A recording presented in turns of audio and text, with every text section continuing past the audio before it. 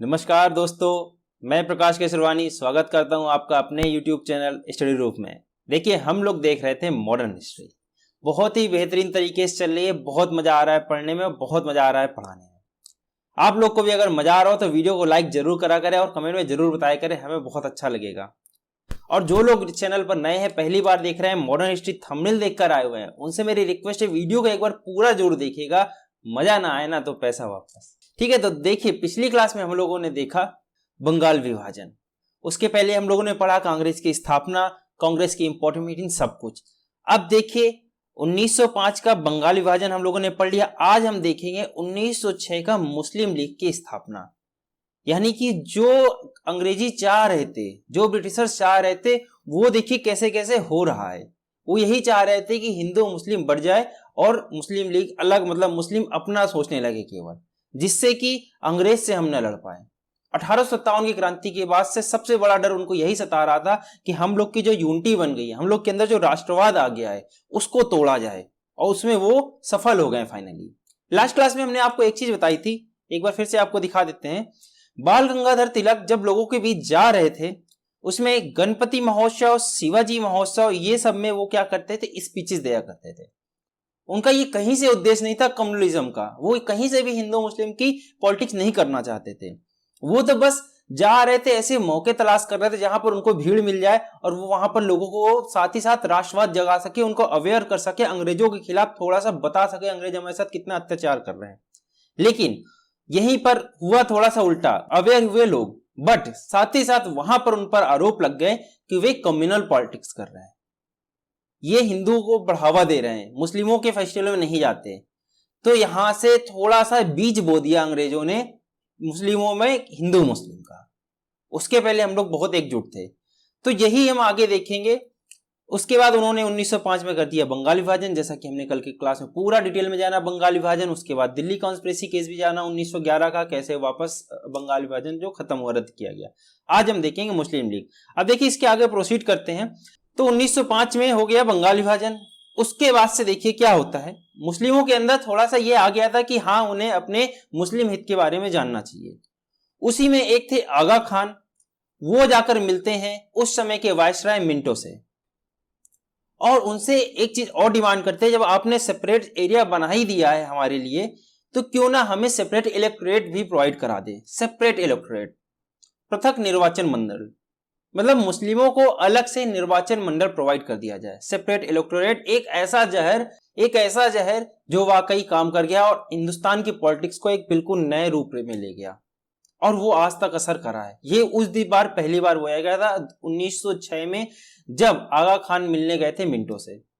हालांकि तुरंत माना नहीं गया। 3 साल बाद 1909 में पृथक निर्वाचक मंडल नियुक्त कर दिया गया मुस्लिमों के लिए। तो इसके इनिशिएटर कौन थे? आगा खान थे, जो कि 3 अक्टूबर 1906 में जाते हैं मिंटो के पास, जो उस समय के करंट भारत के वायसराय रहते हैं। उनसे कुछ मुस्लिमों के हित की पर्सनल बात करते हैं। वायसराय मिंटो उनको कुछ सलाह देते हैं कैसे कैसे इसको प्रोसेस वाइज किया जाए, और हमें देखने को मिलती है ऑल इंडिया मुस्लिम लीग।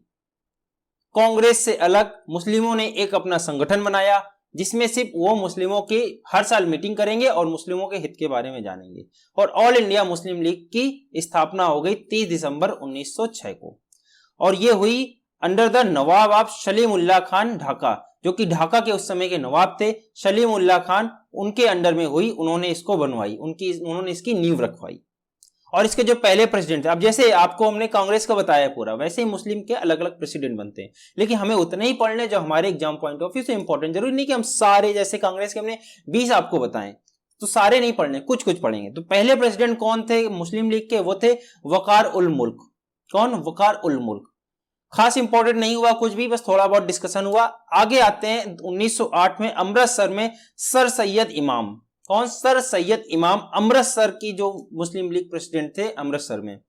उन्होंने पहली बार खुलकर डिमांड की सेपरेट इलेक्टोरेट की। जैसा कि आपको बता दे 1906 में, एक बार फिर से रिवाइज करा दे आपको, जब दादा भाई नेहरूजी कलकत्ता में प्रेसिडेंट थे, उन्होंने पहली बार किस चीज की डिमांड की थी? स्वराज की।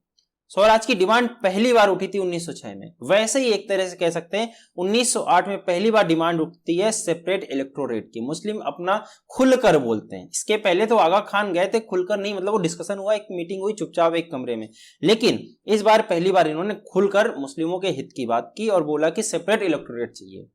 सेपरेट इलेक्टोरेट के बारे में थोड़ा सा आपको बता दें, इसमें यह होता है कि जैसे आपका एरिया, आजकल आप देखते हैं कि कोई गांव जैसे प्रधानी आप देखते हैं तो कोई वो सीट फिक्स होती है, हर बार अलग अलग होती है, कभी वो एससी की होती है, कभी जनरल की होती है, कभी ओबीसी की सीट होती है। लेकिन अगर मुस्लिमों को पृथक निर्वाचक मंडल मिल जाएगा, उसके तहत क्या होगा, सपोज कोई एक गांव है जिसमें मुस्लिम मेजोरिटी में रहते हैं, तो वहां पर वो सीट परमानेंट मुसलमानों की रहेगी और उसमें सिर्फ और सिर्फ मुसलमान वोट कर सकेंगे। तो आप सोचिए, अगर उस गांव में जो हिंदू रह रहे हैं, क्या उनका भला हो पाएगा? क्या जो मुस्लिम कैंडिडेट है वो उनके बारे में भला सोचेगा? ये था पृथक निर्वाचक मंडल। ये तो एक तरह से कहा जाए एक ही देश के अंदर दो देश बनाए जा रहे हैं और आगे चलकर हमको वही देखने को मिला। पहले हम सब एक थे, बाद में पाकिस्तान को अलग करना पड़ गया क्योंकि वह सेपरेट इलेक्टोरेट की मांग करने लगे और फाइनली वही हुआ। जब आप सेपरेट इलेक्टोरेट मांग ही ले रहे हैं तो सोचिए वहां के लोग, जो अदर लोग हैं, उनका कैसे भला हो सकता है? अगर उनको वोटिंग राइट भी उनसे छीन लिया जाएगा तो फिर वो जनता ही नहीं रहेगी अपने देश की। तो ऐसा कुछ जहर घोला था अंग्रेजों ने और वो सक्सेस हो गया हिंदू मुस्लिम की एकता में फूट डालने में। अब देखिए आगे चलकर 1909 में आगा खान, जो इसके इनिशिएटर थे, ये बनते हैं प्रेसिडेंट मुस्लिम लीग के। 1906 से शुरू हुई, 8 में पहली बार 8 में सैयद इमाम ने डिमांड की मुस्लिम सेपरेट इलेक्टोरेट की और फाइनली 1909 में जब आगा खान बनते हैं तो इनको मिल जाता है separate electorate. Morley Minto reform के नाम से जाना जाता है, most important Morley Minto reform. Minto जैसा कि हमने बताया उस समय भारत के वायसराय थे और जो मॉर्ले थे वो थे इंडियन सेक्रेटरी। दो लोग थे, मॉर्ले मिंटो। मिंटो थे वायसराय और मॉर्ले थे इंडियन भारत के सचिव, इंडियन सेक्रेटरी उस समय के। इन्होंने मिलकर एक लेजिस्लेशन लाया और उसके तहत मुसलमानों को एक सेपरेट इलेक्टोरेट प्रोवाइड कर दिया, पृथक निर्वाचक मंडल प्रोवाइड कर दिया 1909 में बाय मॉर्ले मिंटो रिफॉर्म। और इसको और एक नाम से जाना जाता है Indian council act 1909, government of India act 1909 के नाम से भी इसको जाना जाता है।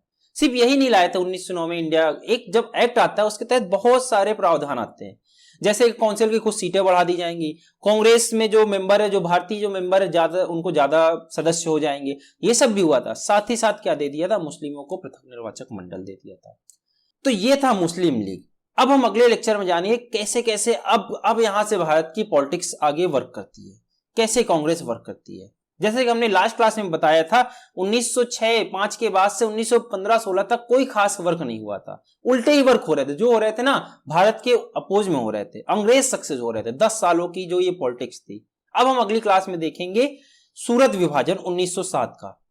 तो आज का हमारा एक छोटा सा लेक्चर था मुस्लिम लीग के बारे में, कैसे मुस्लिम लीग की स्थापना हुई और कैसे ये जहर घोला गया, भारत के अंदर हिंदू मुस्लिम एकता में फूट डाली गई। तो आई होप आपको ये समझ में आया होगा लेक्चर, वीडियो पसंद आया होगा। वीडियो पसंद आया तो वीडियो को लाइक जरूर करिएगा, चैनल को सब्सक्राइब करिएगा। Thank you very much. हंसते रहे, मुस्कुराते रहे एंड कीप लर्निंग।